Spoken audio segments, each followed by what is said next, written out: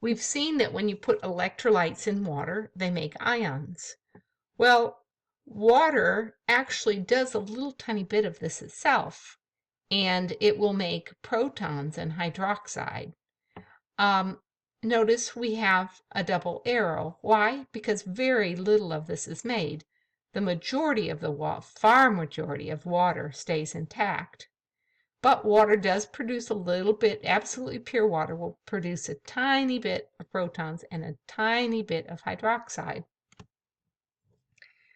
If we want to write it so that we're not drawing a proton, but we're drawing the hydronium ion, we write 2 water, 1 transfers a proton to the other, and you make the hydronium ion and hydroxide.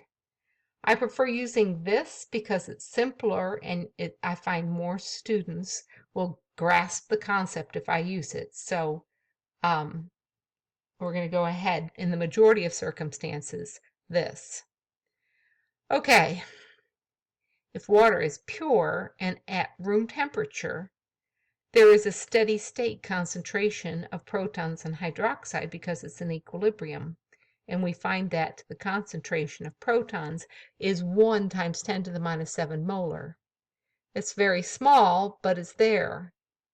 Of course, now, for every 1 proton that's made, a hydroxide is made. So the concentrations in pure water at 25 degrees Celsius is also 1 times 10 to the minus 7. Because we're making the same amount of both proton and hydroxide, the solution is neutral. Now, just a reminder, you will see in your text they use a hydronium ion, but we're using the simplified version. When an acid gives up a proton, it's not naked. It attaches to another water molecule to make the hydronium ion.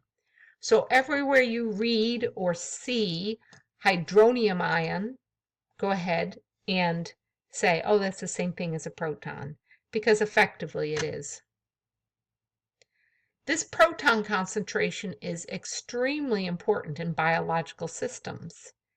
You can have a very tiny variation in your proton concentration in your blood and get very sick. Proton concentration is measured very easily with a probe. Now, I'm going to be using brackets to express concentration and molarity, and that way I don't have to write a unit after my number. So remember that bracket means concentration and molarity. So this is the concentration of protons, concentration of hydroxide. If we look at water, we get this pure water having a steady state concentration of protons and hydroxide equal to 1 times 10 to the minus 7. When we multiply these together, we get 1 times 10 to the minus 14, and this makes up our equilibrium constant. It's a constant because always when you multiply proton concentration times hydroxide concentration, we get 1 times 10 to the minus 14 if you're at 25 degrees Celsius. And we call this number Kw, and it indicates that these two always will be, when multiplied by each other, this number. They're tied together because you know that A times B equals 10, and I tell you A equals 2, well then you know that B is equal to 5. But if I raise A up, B must go down. So let's look and see what happens with proton concentration, hydroxide concentration. If I increase the concentration of protons in water, hydroxide concentration must decrease because the two multiplied by each other, are equal to a constant. If I know my proton concentration, I'm going to know my hydroxide concentration. So this equation right here becomes very useful. So using that equation and understanding what ions are made in solution by this acid determine what is the proton concentration and what is the hydroxide concentration of a 0.025 molar solution of nitric acid. Well, I've drawn the dissociation equation right here. And what this tells me, all of this is gone, so the concentration of protons must be 0.025 because the concentration of this was 0.025. So proton concentration is 0.025 molar. And because one of these makes, when one of these is made, one of these is made, the concentration of nitrate is 0.025. So this equation right here always holds in water at room temperature. And we're only going to be doing room temperature acids and bases.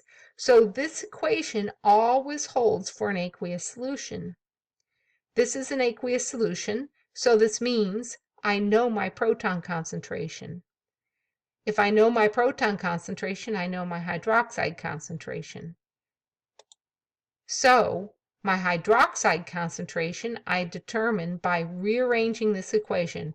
I divide this side by proton concentration, I divide this side by proton concentration, and I get this formula.